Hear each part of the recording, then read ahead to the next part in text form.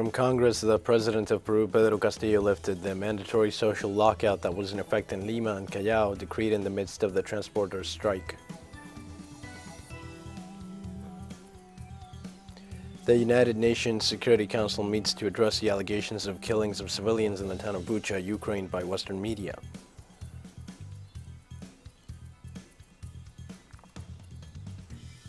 The South African government ended the national state of disaster and lifted several anti-COVID-19 measures.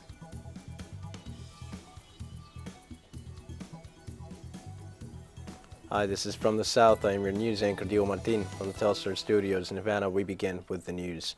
Peruvian President Pedro Castillo announced a revocation of the order of immovability at the end of his meeting with the legislative branch's board of directors. Castillo reaffirmed the willingness of the executive branch to talk and work together with the other branches of the republic upon leaving the legislative palace.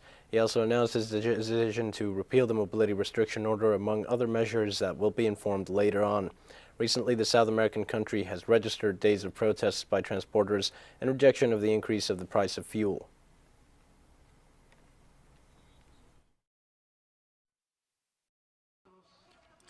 We participated, we listened to the spokespersons and to the Congress of the Republic.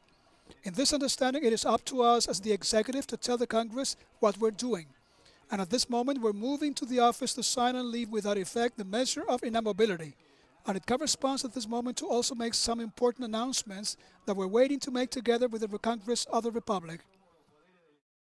During the meeting with the spokespersons of the Congress, President Castillo confirmed his respect for the right of Peruvians to protest. However, he asserted that as a state, they will not endorse violent attitudes that violate the Constitution. We believe it is important that the powers of the states are there to serve the country, and to the extent that we are here to safeguard the lives of all our countrymen, when a measure is taken and waiting for the attitude and the right that Peruvians and citizens have to demonstrate as a right, that does not mean that taking advantage of a mobilization or constitutional right, we as the state also endorse some attitude that go beyond the constitutional right, such as blocking roads, such as throwing stones, for example, at a house, private property, attacking private property in public institutions and private institutions.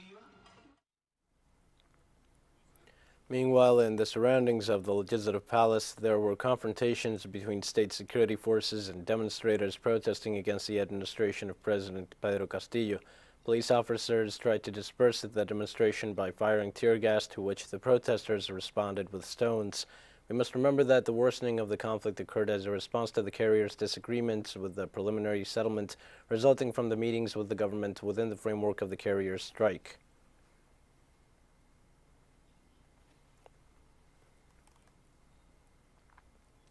In Ecuador, the government informed that it will have the support from different international entities to face the conflicts of violence, insecurity, and drug trafficking. On Tuesday, President Guillermo Lasso acknowledged that it will take time to control the situation of violence in the country. However, he indicated that with the help of several governments, it will be possible to overcome the situation generated by national and international criminal gangs involved in drug trafficking. The head of state added that the decision to seek the contribution of other governments was taken after the April 3rd riot in a prison in the south of the country, which left at least 20 people dead. Also did not rule out as a possible solution to the problem of prison violence the construction of another maximum security prison with modern technology.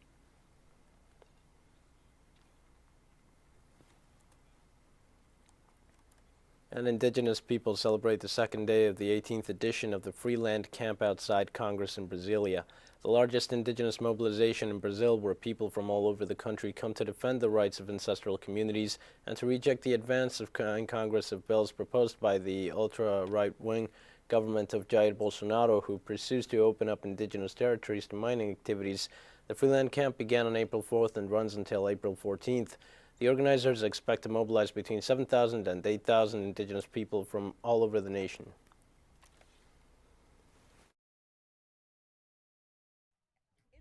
Today, there are several bills in Congress that open up indigenous territories to mining, and also the Draft Law 191 today strengthens these advances within our territories. And this act here is to say no, that these bills cannot move forward. The Amazon is discussed a lot, the preservation of the environment, the preservation of the rivers, but one thing is not discussed.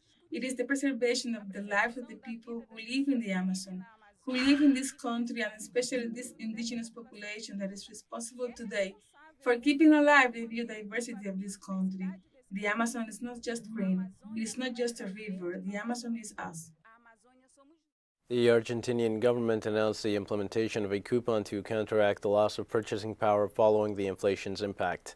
The authorities explained that minimum wage retirees and pensioners will collect the additional 6,000 peso bonus, equivalent to $52, as an aid to face the country's inflation and, in particular, the increase in food prices. The head of the National Social Security Administration, Fernanda Raberta, said the payment of the coupon will benefit 4.6 million retirees and pensioners. The money will begin to be deposited in their regular accounts as from April 18th on an ID number-based order.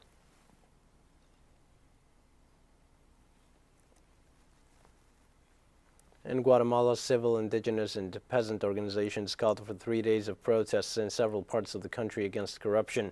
Groups of indigenous and peasant organizations protested on Tuesday in front of the public prosecutor's office in rejection of corruption, the high cost of gasoline, the basic food basket, and a possible re-election of the Attorney General Consuelo Porras for her links with politicians accused of corruption, criminalizing justice operators, human rights defenders, and journalists. The protesters announced that the protests will extend for 3 consecutive days and that there is a presence of protesters in at least 20 prosecutors' offices all over the country, while demanding the authorities to end the support to businesses and businessmen.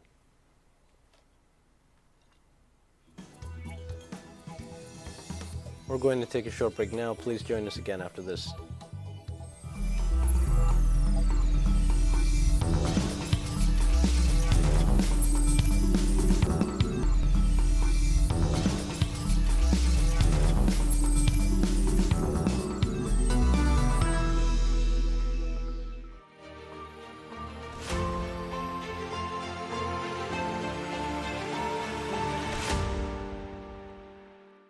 Hi, and welcome back to From the South. The United Nations Security Council met to address the alleged killing of civilians in the town of Bucha, Ukraine. During the day's debate, the Secretary General of the United Nations, Antonio Guterres, requested an independent investigation into the events in the city of Bucha. Meanwhile, the representative of the government of Russia, Vasily Nebenzia, rejected the veto made by the United Kingdom on 2 occasions against the intention of carrying out this discussion in the Security Council. The official also denounced that neo-Nazi groups operating in Ukraine are attacking civilians and using them as human shields amid the special military operation carried out by Moscow in the Donbass region. And they're not just killing Russian or prisoner soldiers, in which they torture and gloat about it on the social media, but they kill their own. Your neo-Nazis and radicals have shown unrivaled cruelty against the civilians, which they use as human shields, and position heavy artillery next to residential buildings and multiple rocket launchers as well. Today we've heard once again a huge amount of lies about Russian soldiers and military. We have hundreds, if not thousands, of video testimonials of people who are ready to provide testimony about the cruelty of Ukrainian nationals. Nebenzia also warned that Ukrainian authorities manipulated audiovisual material related to the events in the city of Bucha. Already after the withdrawal of the Russian forces, the mayor of Bucha, Anatoly Fedoruk, in his video statement on the 31st of March, presented this as a heroic liberation of the city by the Ukrainian armed forces. Now, let's set aside its so-called liberation, and let's focus on the fact that he confirmed the fact on the 31st of March that there were no more Russian soldiers in the town on the 31st of March. Furthermore, the mayor did not mention any local inhabitants with their hands tied and having been shot. I mean, could you believe that the mayor would not have noticed on the streets, as reported, of 280 corpses? He wouldn't have noticed that? Addressing the Security Council, Ukraine's President Volodymyr Zelensky questioned the United Nations security guarantees. At the same time, the permanent representative of the Russian Federation to the UN, Vasily Nebenzia, warned on inaccuracies in Ukrainian and Western versions of Bucha events. So where is the security that the Security Council needs to guarantee? It's not there, although there is a Security Council. Where is that peace? Where are those guarantees that the United Nations needs to guarantee? It is obvious that the key institution of the world, which must ensure the coercion of any aggression to peace, simply cannot work effectively. And now we're seeing blatant criminally staged events with the Ukrainian civilians that were killed by the radicals in the best traditions of Goebbels to accuse the Russian army. Those killed in the areas from which the Russian forces withdrew after encouraging peace negotiations in Istanbul. Now it turns out that we shouldn't have withdrawn. I'm talking about Bucha first and foremost.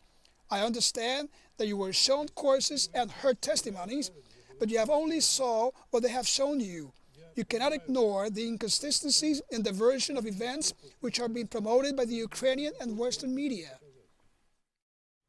Russia's ambassador to the United Nations, Vasily Nebenzia, said on Tuesday in New York that the number of evacuees from Ukraine to Russia is far greater than the figures provided by the United Nations. I'm not going to overload you with figures. Such communications are published every single day by our Ministry of Defense. I would like to say that just out of Mariupol, toward the east, without any participation by the Ukrainian side, we have managed to save 123,500 people. Now overall, since the beginning of the special military operation, over 600,000 people have been evacuated to Russia, including over 119,000 children. And we're not talking about any kind of coercion or abduction as our Western partners like to present this, but rather the voluntary decision by these people, as testified by many videos that are accessible in social media. We came to you, to Ukraine, not to conquer land. We came to bring the long-awaited peace to the blood-soaked land of Donbass. Not a truce, but a true lasting peace, and for this we need to root out the cruelty which I mentioned. We need to cut out the malignant Nazi tumor that is consuming Ukraine and would in time begin to consume Russia. And we will achieve that goal, I hope sooner rather than later, because there is no other outcome. The Russian embassy in the United States denounced on that the West is trying to demonize the armed forces of its country with false accusations about the events in the Ukrainian city of Bucha. Russian diplomat Anatoly Antonov pointed out that the provocation in Bucha is a height of lies and cynicism and emphasized that the White House appointed responsible without evidence of the alleged war crimes. Antonov urged the U.S. diplomats to pay attention to the events in Bucha and to stop their criminal differentiation from the actions of the Russian soldiers and neo-Nazi groups operating in Ukraine and continuing to blockade civilians in Ukrainian cities. He also reminded that the Russian forces increase the humanitarian aid in the controlled areas and ensure the safety of the humanitarian corridors.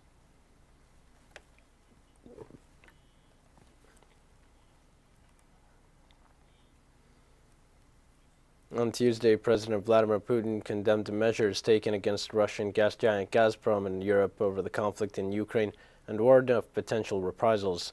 Putin addressed officials in a televised meeting after Germany said on Monday it was temporarily taking control of Gazprom's German subsidiary. The situation in the energy sector is worsening as a result of non-market brute measures, including administrative pressure on our company Gazprom in some European countries. We are already hearing statements from officials about the possible nationalization of our assets. If we go that far, let's not forget that this is a double-edged sword.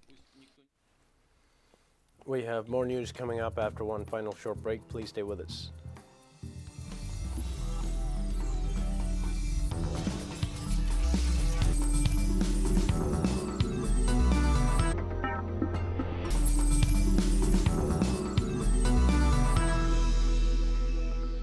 Welcome back. In South Africa, local authorities ended the national state of disaster, the legal framework used for 2 years to impose restrictions to combat the pandemic. According to the President Cyril Ramaphosa, most restrictions will be lifted, but people will be required to wear masks in indoor public spaces, and international travelers must provide proof of vaccination or a negative PCR test done within 72 hours. Opposition parties, which were pressuring the government to lift the state of disaster, welcomed the decision. It was also supported by the businesses and tourism sector, saying it would pave the way for the country's economic recovery after it lost an estimated 2 million jobs during the pandemic.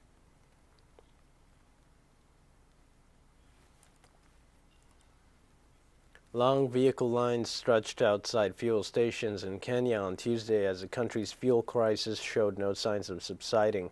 The government had reportedly agreed to pay the equivalent of $113 million to oil companies to keep prices down and inflation under control. Government officials, including Kenya's President Uhuru Kenyatta, promised Monday to approve a supplementary budget to pay for the fuel subsidy and ease the shortages. However, by Tuesday, frustrated motorists were still lining up outside gas stations across the country. The fuel shortage is believed to have been caused by the government's failing to pay subsidies to help stabilize fuel prices. Yeah, fuel is food, fuel is everything, fuel is cool, fuel is almost running everything. Actually, not almost, but without fuel, what will you run? Even if the war in Ukraine is a contributor, we hear a lot of fuel comes from either Russia or Ukraine, but together with those, we have enough reserves. We have reserves, and if I am not forgetting, we have our own fuel as Kenyans, which we are proud of. But we believe in a short while before things get too bad, the president will direct the release of that fuel. West Africa faces its worst food crisis in a decade due to increasing conflicts, droughts, floods, and the conflict in Ukraine, according to what international organizations reported on Tuesday. The report said the number of West Africans needing emergency food assistance has increased from 7 million in 2015 to 27 million this year in nations including Burkina Faso, Niger, Chad, Mali, and Nigeria, where thousands were displaced because of rising Islamic extremist violence. Drought and poor rainfall distribution have reduced sources in the central Sahel region, and food prices increased by up to 30%. According to Salama Dawalak Sidi, Oxfam's regional director for West and Central Africa, cereal production in some parts of the Sahel has dropped by about a third compared to last year. Sidi said another important driver was a crisis in Ukraine.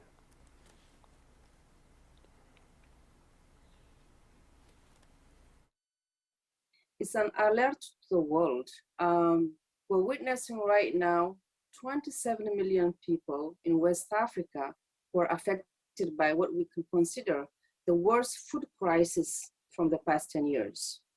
And if nothing is done, 11 million more people will join this group, making it to 38 million people who would be affected. Another important driver that is new is the crisis in Ukraine. 6 out of the 12 countries where Oxfam operates in West Africa import their wheat from Ukraine or Russia, and because of this crisis, in Ukraine, this is no more possible. And if they cannot import wheat, that means it's creating shortage in the food available in the countries, and therefore, increasing the prices and making it very difficult for people to afford food. A 2-month truce brokered by the United Nations in Yemen gives hope to people as they continue to struggle for survival. Many fear the latest ceasefire in the 7-year-old conflict, coinciding with the start of the Muslim holy month of Ramadan, will only silence the guns temporarily. Yemen is the poorest country in the Arab world and hit by what the United Nations called the world's worst humanitarian crisis, with 80% of the country's 30 million people now dependent on aid. The civil war killed hundreds of thousands, displaced millions, and pushed Yemen to the brink of famine. The latest truce went into effect Saturday with the possibility for an extension beyond the 2 months, but 3 days later the warring parties already traded accusations of ceasefire violations.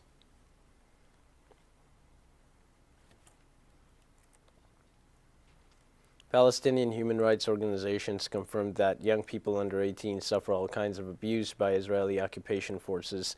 Ayed Abu Kutaish, director of the Accountability Program at the International Movement to Defend Children, said the Israeli occupation killed 5 underage this year in the occupied territories and 160 were arrested. Hassan Abdrabo, an official in the media department of the mentioned movement, said that Palestinian children are subject to continuous physical and verbal abuses at the hands of the occupation forces from the beginning of the arrest process. They are deprived of legal assistance through a lawyer or the presence of a guardian during interrogation sessions and are forced to sign documents that they do not understand, which are used as evidence of their accusation in the occupation courts.